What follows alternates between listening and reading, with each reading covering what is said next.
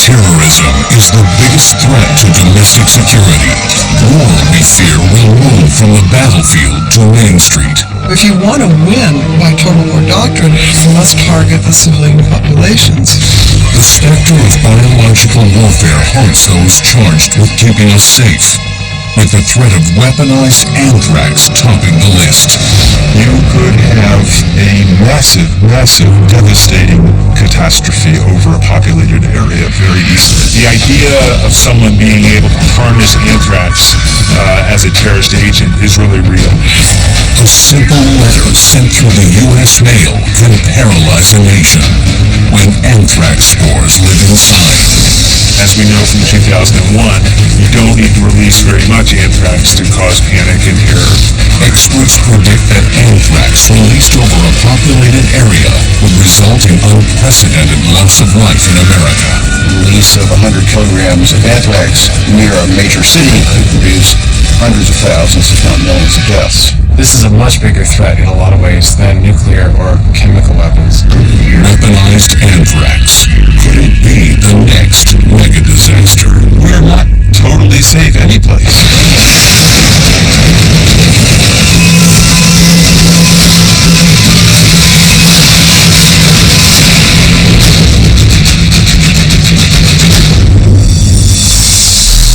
Worldwide, the security community is on edge over the idea of biological weapons in the hands of terrorists. The most feared is anthrax. Biological weapons in general, anthrax included, create an insidious, scary momentum that other weapons don't have. You can't smell them, you can't taste them, you can't see them. You're exposed to anthrax spores, you breathe them in.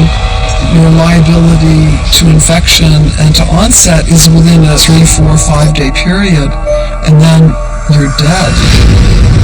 Weaponized anthrax is a distilled strain of the bacteria, engineered to be highly virulent and airborne. Spores entering the body through the lungs are lethal. Americans are still haunted by the news of suffering and death resulting from an anonymous anthrax attack just after 9/11. In 2001, we saw an enormous amount of terror and panic in our country over what was really a very small release of anthrax.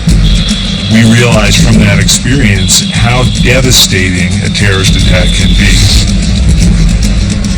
Homeland Security wrestles with the notion that anthrax spores, unleashed over a populated region, could wreak almost unimaginable devastation. A well-executed anthrax attack would be something akin to a 1 megaton nuclear device going off in a city, in terms of both casualties and economic damage afterwards. And most frightening, anthrax is both silent and invisible, so no one would even know an attack occurred until people started to die. Well, I think what's so scary about anthrax and other biological weapons is you can't see them, you can't detect them. I might be able to see somebody with a gun, I might be able to see somebody with a bomb. You don't know what's happened. But with a biological weapon, you don't even know if you've been attacked until you get sick.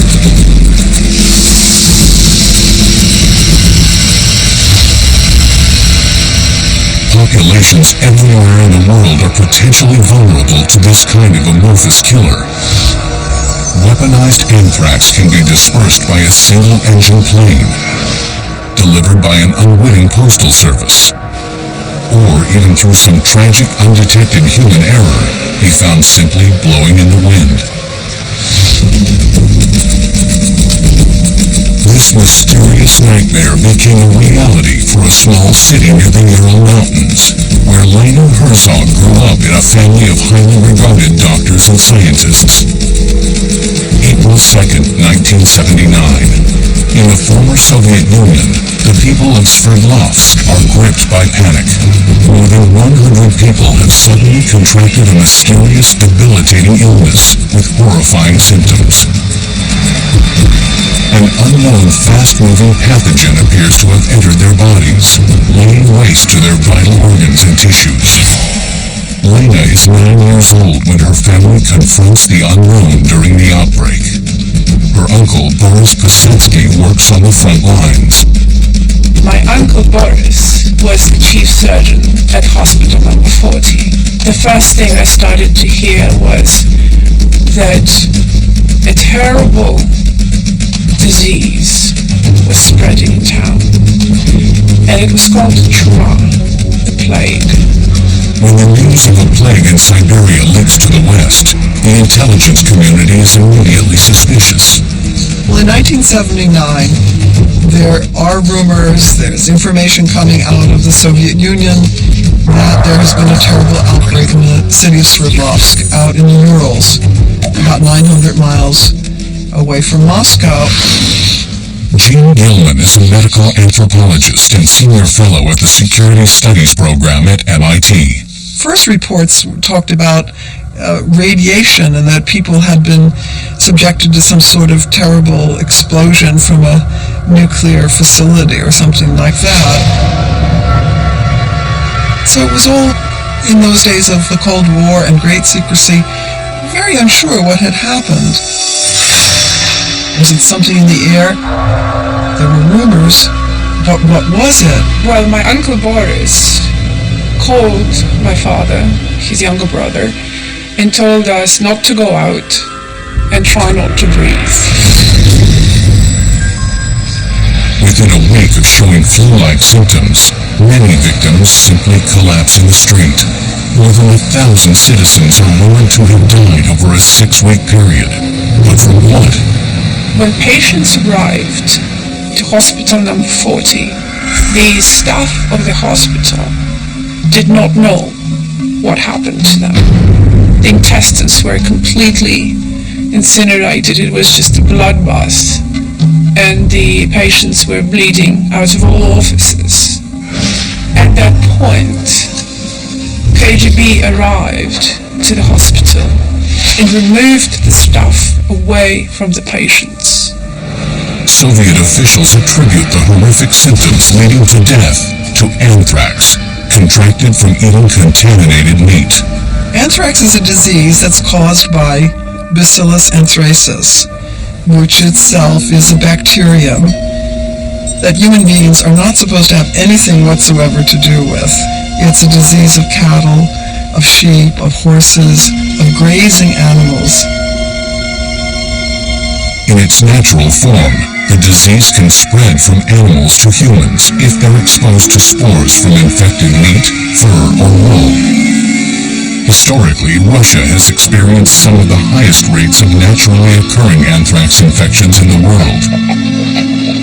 Modern animal handling techniques have effectively eradicated human cases in most industrialized countries.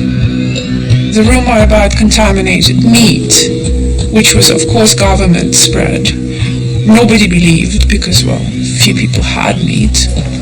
The truth of what has happened was infinitely darker. Two hypotheses emerged. One was that people in this area of the Urals had eaten meat which was infected with anthrax. Now, the second hypothesis was that they died of inhalational anthrax because of an accident at a military facility in that town where the military was working on anthrax spores. That they were getting spores ready to load bombs and basically developing an offensive weapon. The chief of the lab, I'm told, looked at the blood, at what was happening to them, and told my uncle that this is not something that occurs in nature. This looked weaponized. An alarming scenario emerges. Is weaponized anthrax being produced in the Soviet Union? And has it somehow been unleashed on the civilian population? Matthew Messelson is a Harvard molecular biologist and bioweapons expert. There was no real proof available, at least in the United States, as to what had actually happened in Sverdlovsk. In 1992, 13 years after the outbreak, a combined Russian and American forensic team finally gained access to the site. Messelson led the investigation into the incident and its horrifying aftermath. the Soviet regime had destroyed all key documents relating to the event, leaving Gilman to search for the truth in a cemetery. We went to the cemetery in Sverdlovsk to look at the special area where they had buried victims, and it was one of the most heartbreaking parts of my research because on the gravestones you see the photographs, and the tragedy came home to me very much in that setting. Gilman and Messelson identified more than 60 victims and used information gathered on their whereabouts to reconstruct the events of the day.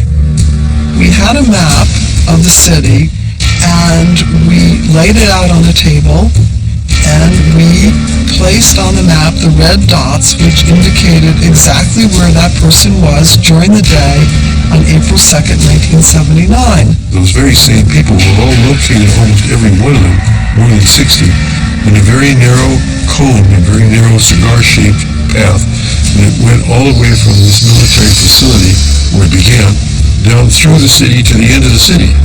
It frightened me. I saw the plume over the city, and it literally frightened me while we were in the midst of doing this map. Then we discovered 5 villages where anthrax had been reported in sheep.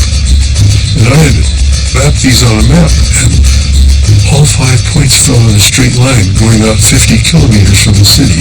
Informing so conclusively that you couldn't do anything but admit it had been a plume. So it made it clear, if you see anthrax cases of people and then of animals along a straight line, 50 kilometers long, only the wind could do that. Bad meat doesn't travel. And those poor people breathing in those spores. That settled it. It had to be airborne. No question. The evidence of an airborne invasion of anthrax was conclusive. But what could have caused it? How and why could this nightmare of illness and disease have been unleashed on innocent Soviet civilians? After the Cold War, a former Soviet bioweapons expert revealed that the military bioweapons facility in Sverdlovsk was producing weaponized anthrax spores in violation of international laws and treaties. Sometime in the evening of April 2nd, 1979, during a shift change at the facility, a chimney filter that trapped anthrax spores as they were dried became clogged and was removed for repair. The incoming shift did not replace the filter right away, releasing trillions of anthrax spores. Though the release was accidental, it clearly revealed the catastrophic effects of a deliberate anthrax attack. When you hear someone telling you how they went to the hospital and the husband who was dying held up a note to the glass window that says, "This is the last time I shall look into your eyes," that hits you. And the thought that countries would develop this as a weapon deliberately so that there would be 1 million people going through this, it's not civilized. It's not civilized. Do you want to defeat your enemy? Yes, well, the way you defeat your enemy is you just wipe out the city. So if you want to win by total war doctrine, you must go after the civilians. You must target the civilian populations. Now, this is a revolting turn of events for civilians. The threat of a military operation against an innocent American city is unlikely, but fear of a terrorist attack is palpable. Scientists calculate that in the right circumstances, just 2 pounds of weapons-grade anthrax released over a city of 10 million could kill by statistical probability at least 123,000 people.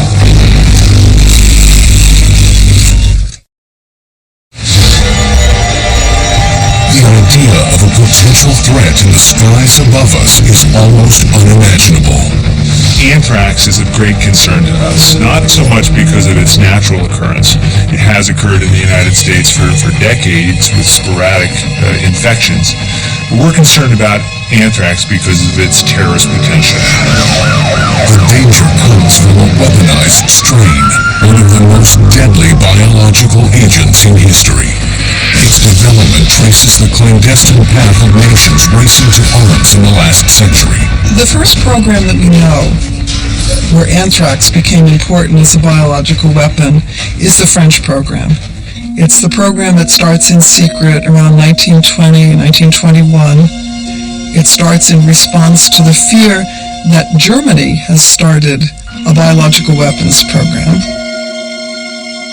They knew a lot about the dispersal of anthrax spores before anybody else was even looking at them.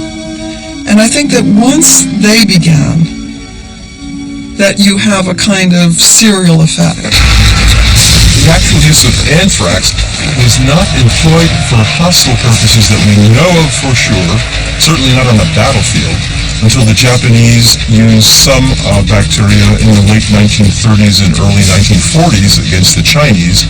Not only did they infect people and observe their deaths, sometimes they did vivisection. During World War II, the Allies feared the Nazis might launch a biological attack. German scientists did experiment with anthrax and other biological agents, but in the end resisted deploying bioweapons in combat. As a countermeasure, American, British, and Canadian scientists aggressively developed bioweapons of their own, including anthrax. The reason that we had a biological weapons program during the war to develop anthrax and other bacteria as weapons was for two reasons. One, so that we would have a matching capacity if our enemies, namely Germany and Japan in particular, were using these, we would be able to use the same against them. And second, we thought that perhaps independently this could be an interesting and maybe effective weapon. The resilient nature of anthrax and the ability of the spores to withstand detonation made this bacteria ideal for use in bombs.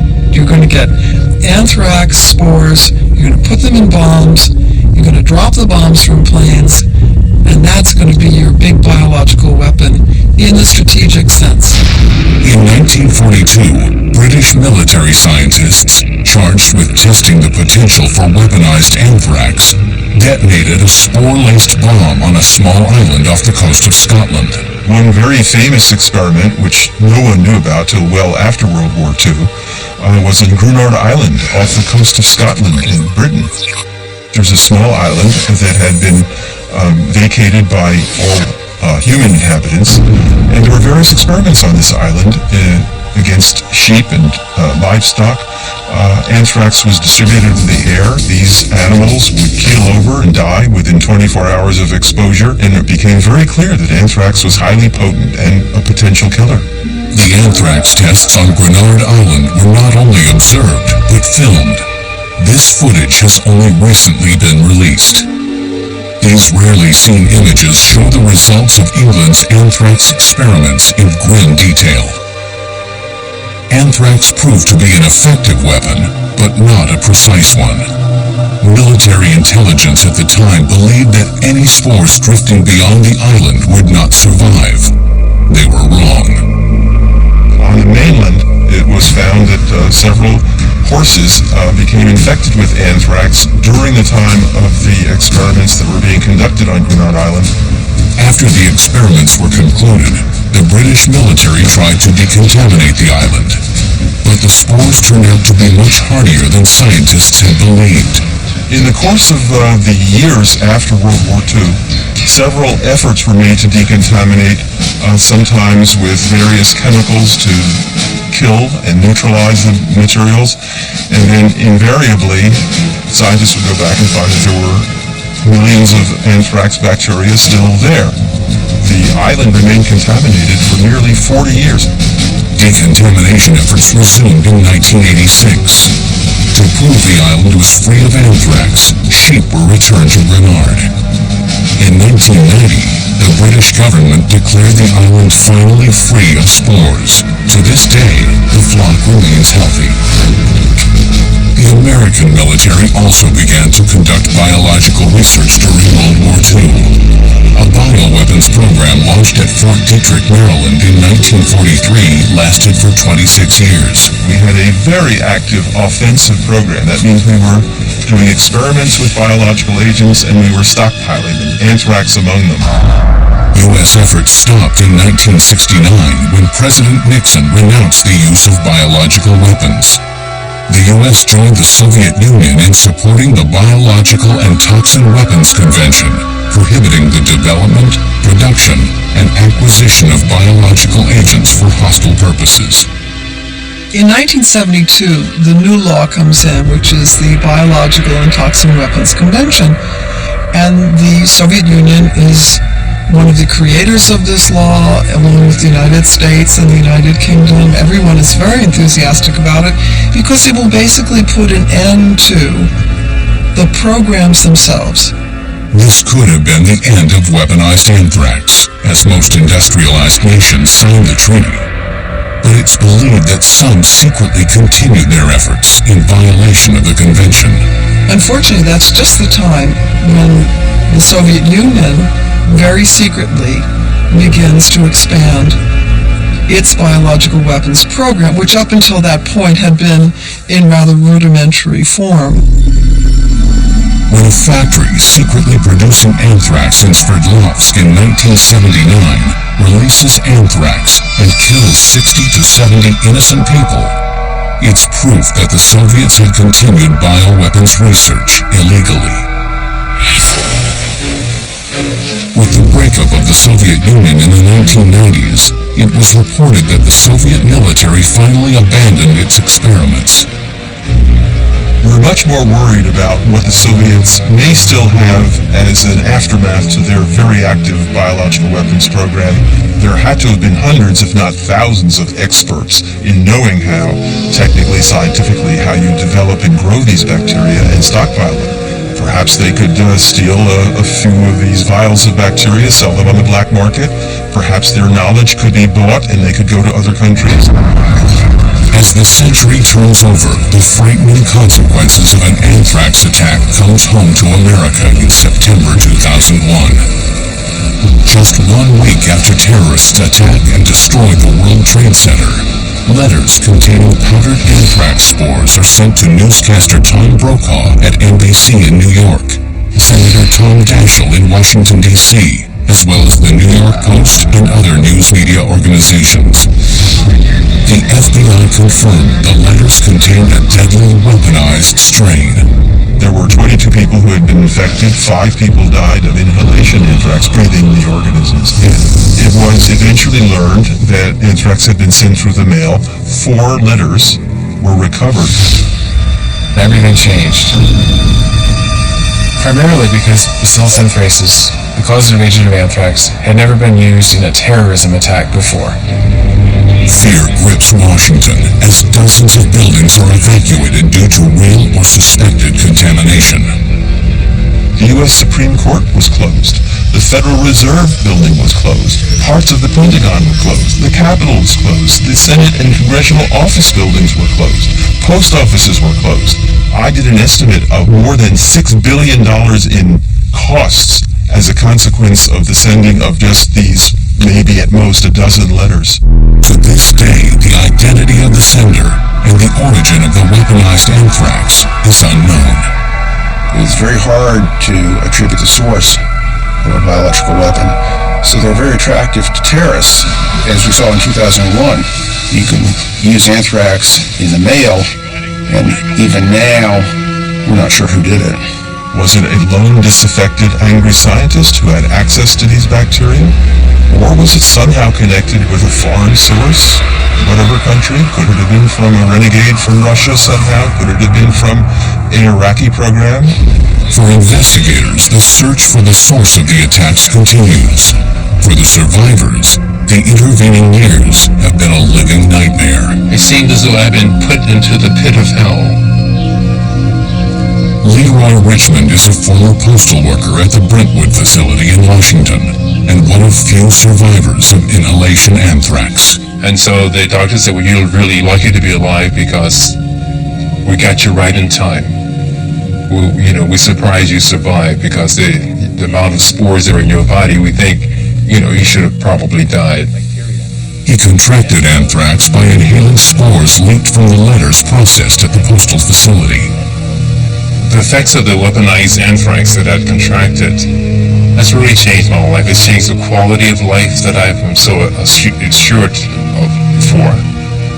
I mean, before I could ride a bicycle, I could, jog and these sort of things, but I can't do these sort of things anymore. I think that's the worst part about the anthrax bacteria that has really affected me. Richmond knows he's lucky to be alive. His surviving colleagues have also suffered the lingering effects of their contact with anthrax. For years after their exposure and their infections, many of them were seriously ill. Only one of them, in fact, 3 or 4 years after the incidents, was back to work and feeling okay. But 5 out of the 6 were still very, very sick years after, and of course 5 other people had died. So no matter how you slice it, even if you survive an inhalation anthrax infection, the chances are, at best, you'll be very sick for a long time after. Since 2001, America has not suffered another anthrax attack, but the threat remains.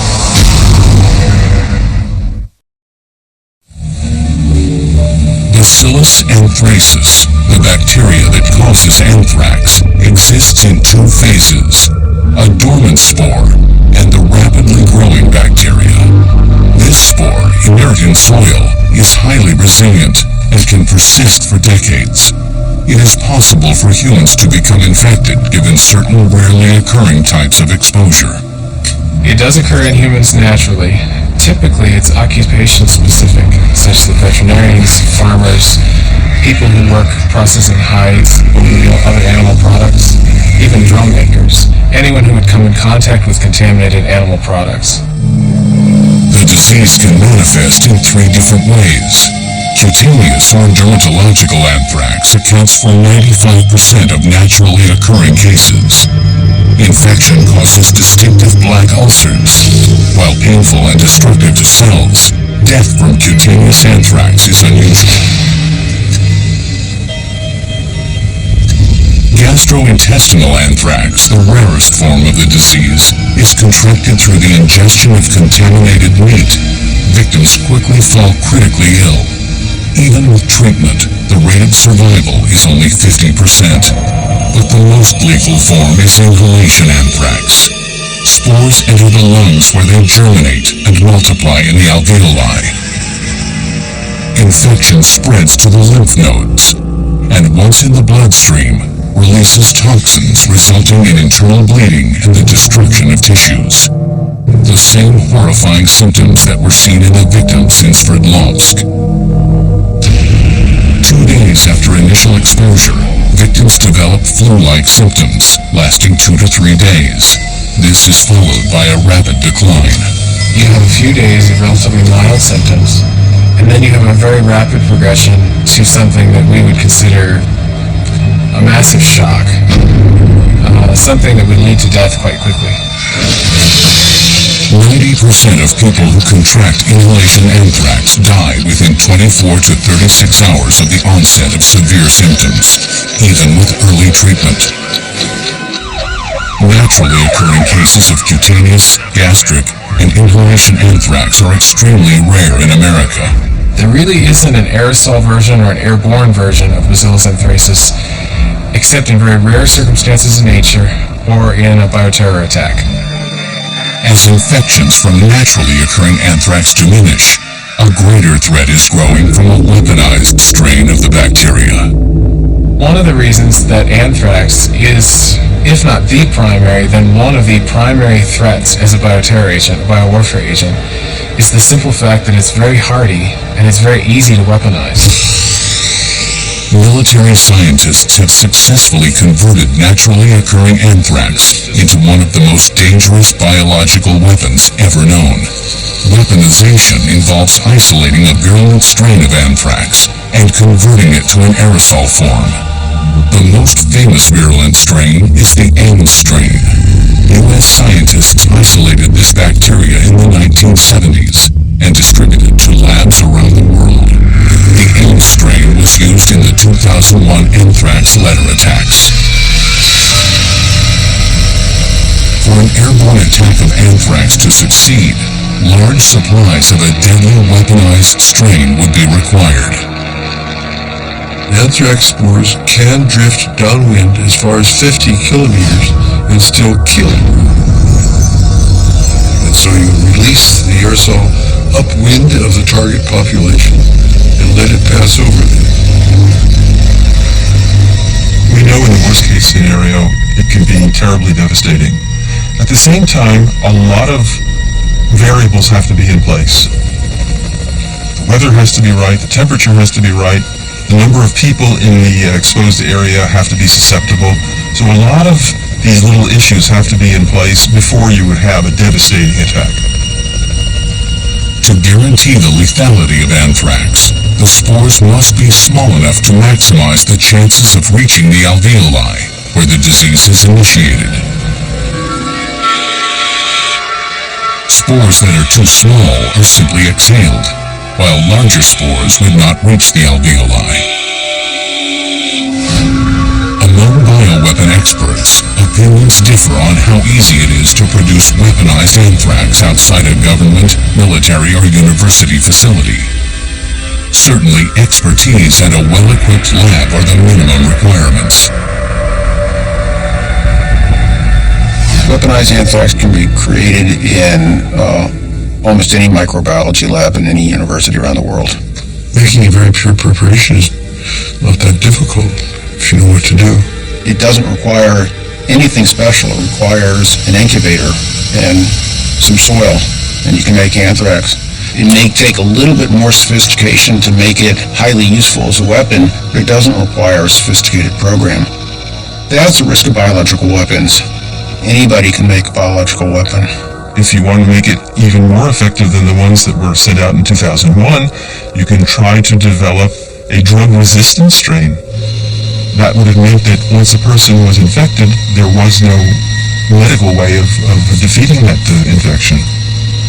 The Centers for Disease Control classifies anthrax as a Category A agent, likely to cause mass casualties, easily spread through air, requiring special public health actions, and capable of causing panic and widespread civil disruption.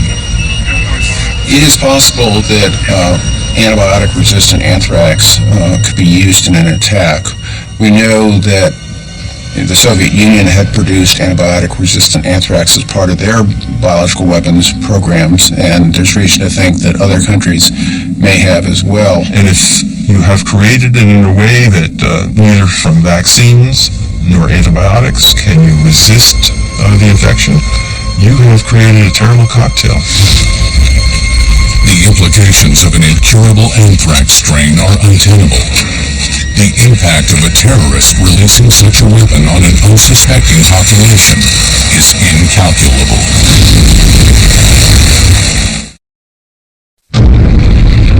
For any populace in the world, an airborne anthrax attack, whether by terrorist, rogue nation, or disaffected individual, would have horrendous implications. Just a few pounds of weaponized anthrax released under the right circumstances could kill hundreds of thousands of people. The deadly anthrax letter attacks in Washington and New York stunned the American people and awakened the government with urgency to anticipate another larger attack. Since 2001, our nation has made a major investment in preparedness and response capabilities. We've invested billions of dollars at the local level and state level to build systems that can respond to whatever event comes next.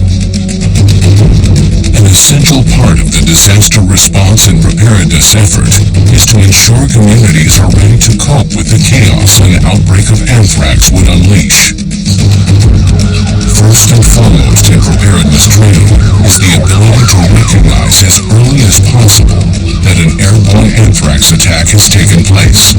As the bacteria is undetectable, awareness is impossible until multiple individuals manifest symptoms of infection. The general front line for anthrax, as opposed to other kinds of terror weapons, would be the medical community.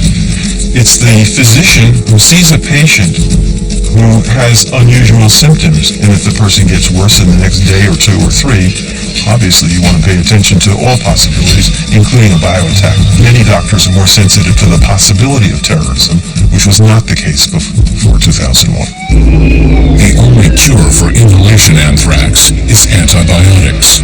To be effective, drugs must be taken shortly after exposure. Left to advance, inhalation anthrax is almost always fatal, even with aggressive treatment. A stockpile of antibiotics and effective plans for rapid distribution are key to mitigation. For something like anthrax, you have about 48 hours in which to get antibiotics to people who need them in order to prevent them from getting ill. So it's about having a system that is practiced, that is able to get the antibiotics from where they're stored down to the individuals who need them. But is there a way to protect us from an anthrax infection? Is it possible to inoculate a population against this terrible threat? Since the 1880s, animals have been vaccinated against anthrax, but the first human vaccine wasn't developed until 1943 in the Soviet Union. As a proactive measure, the U.S. military now administers an anthrax vaccine to all active personnel. Unfortunately, there are financial hurdles to establishing a nationwide vaccination effort. Further, there are questions about the efficacy of the existing vaccines. The human vaccines are very safe, but they're not all that efficient at engendering a good immune response in people who are vaccinated. So you need multiple shots, and you need pretty frequent boosters to keep up a generally acceptable protective level. The vaccines really are nowhere near where they should be, either in terms of availability or quality. An ironic twist to the rush for a cure since 2001 is that with more laboratories working on better antibiotics and vaccines, more people now have access to weaponized anthrax bacteria than ever before. There are some serious questions about the kind of knowledge that's now being disseminated. If you have more than 16,000 scientists, many of whom before 2001 were never working on such agents as anthrax, now working on them for beneficent purposes, you increase the number of people with this kind of knowledge. It's not about controlling laboratories so much as it is about the intent of the people. We have to think about, the people and what their motivations are. The more people who know about how to do this, the greater the possibility that one or two or three renegades from them could be doing things that ought not to be done, either developing weapons on their own or developing these materials on their own for unsavory purposes or lending their knowledge to others. With the possibility that the threat can come from anywhere, Homeland Security is spending billions to prepare the country for an attack. We still are going on with our defensive research in the United States, and ultimately, if we can build a sufficient level of defense against anthrax and other bacteria, that would negate the interest and the reason that any other country or any other terrorist group might be inclined to use them for. But it's clear we're not there yet. Despite Herculean efforts, there's currently no way to prevent an anthrax attack. The most important thing to understand in responding or thinking about responding to such an attack is to realize that, first of all, we probably can't prevent it. We're not 100% ready. There's a lot more work to be done. And if we don't maintain the investment and the exercising of the systems we have, we'll lose the capabilities that we've already begun to develop. We have improved some since 2001, but there is still potential for enormous devastation today.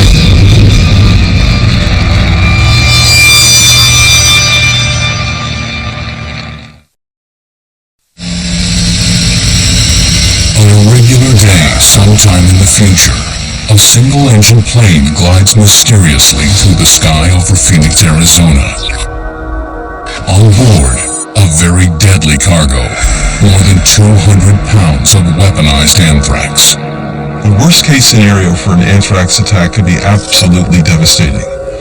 the probability that you'd be able to get all the variables in place to make that worst case happen are fairly remote. In this hypothetical case, the pilot makes his way over the downtown core before releasing trillions of deadly anthrax spores on an unsuspecting city. There was a study reported in 1993 through computer simulation that estimated that a slow-moving airplane carrying 220 pounds of anthrax spores, if the weather conditions were just right, there was a worst-case possibility that perhaps 1 to 3 million residents could have been killed. Over the next several hours, the spores rain down on crowded downtown streets and into residential areas and parks. The plume of anthrax spores is invisible, it's odorless, tasteless. You wouldn't know that it's occurred, and that's one of the challenges with anthrax. For 2 days, people living in the city go about their lives. They have no idea they've been infected. They probably won't have any symptoms for a few days. So, for the most part, it'll be life as normal. A lot of the people may show mild symptoms. They'll think they have the flu. 2 days after the airborne attack, the first victims begin to notice fever, cough, chest pain, and worse. You're going to have people showing up in emergency rooms with respiratory problems. Some of them will be in shock. Part of the problem with anthrax is that diagnosis is actually really difficult to do on the early side. We often can't diagnose anthrax until it's very late in the disease, even until it's almost too late. As doctors across the region file reports, government health officials suspect an epidemic. Lab tests will confirm it's anthrax. The city is awakening to its worst nightmare as public services try to respond. By the time the first patient's diagnosed, it's likely that thousands of people will already be sick, and hospitals will already have a large number of patients. Once it's recognized, then all sorts of alarms and bells will go off. There'll be a massive federal response. Emergency personnel kick into action. Robert Kahn is the chief of the Phoenix Fire Department. I think that we have one of the best, most robust systems for responding to an emergency that there is in the United States. Is it enough? We test it on a regular basis. We drill for it. We're as prepared as you can be. As we've seen, antibiotics are the key to mitigating the effects of an anthrax infection. But the treatment must be started as soon as possible. Dr. Robert England is the director of the Maricopa County Department of Public Health in Phoenix. So if a large number of people may have been exposed to a cloud, if you will, of anthrax spores, the challenge is treating all of those people before they can develop symptoms. Compounding the calamity, a ticking clock. For something like anthrax, you have about 48 hours in which to get antibiotics to people who need them in order to prevent them from getting ill. Emergency officials communicate with the public to educate and issue alerts. Treatment must begin immediately. In mass anthrax exposure, if we determine that the whole community had to be treated, we've got to get the word out to the whole community where to go, not to worry. Since no one can be assured they weren't in the plume, everyone will want to be treated. And so we'll need to do this on a massive scale. 4 days after an attack, the first victims will die. Officials rush to administer antibiotics as thousands require access to drugs. We're really pretty confident that under the worst case scenario, we could treat essentially the entire community here, nearly 4 million people within a couple of days. Authorities work to reconstruct the anthrax plume to ensure that anyone who might have been exposed is treated. We would try and create a hot zone. And what we would actually do is decide what the air travel is, what the wind speed is, try and map a plume area. So one of the things we would look at doing is creating a perimeter of where we thought that plane went and actually start isolating those individuals in the area. That somebody doesn't go home or that they weren't an exposure and we missed him, and a week later, we lose him, God forbid. While investigators struggle to find the source of the strain, medical personnel deal with a huge influx of seriously ill victims. The numbers quickly overwhelm the healthcare system. Once people are sick, once people are in the hospital, then almost all of them will require intensive care. They'll require multiple antibiotics. Most of them will require mechanical ventilation and surgical procedures, very resource-intensive treatment. And to imagine doing this on the scale that might happen in an anthrax attack is almost mind-boggling. The only good news here is that the overwhelmed medical personnel are not in danger. Anthrax is not contagious from person to person, so healthcare workers are at no risk of catching anthrax from their patients. 10 days after the attack, the main outbreak is contained. But there is no reference data on what it would take to decontaminate a populated area. The almost 50 years Grenard Island was uninhabitable paints a very bleak picture for a city after an attack. So after an anthrax attack, you'd be left with the question, when would it be safe to go back? We don't know the answer to that question. It's probably unanswerable. And there's very little science to guide the decisions. A weaponized biological assault on an American city like Phoenix is about more than just the immediate death toll. The lingering fear associated with an anthrax attack of this magnitude would perpetrate a lingering trauma on the city and the nation. In 2001, we realized how devastating a terrorist attack can be, partially because of its impact on health in terms of morbidity and mortality, people dying, but also because of its ability to really shut down society and cause terror. If I were to meet some citizen of any country, including America, who felt that he had to, or she, to develop anthrax as a weapon for some purpose, I'd be really scared of that. That would scare me. I'd be afraid because of the incredible rashness and foolishness of such thinking. It is, in truth, a serious terror weapon when you don't look to count the number of casualties, but the number of people who have been affected emotionally and psychologically. It's a major terror weapon.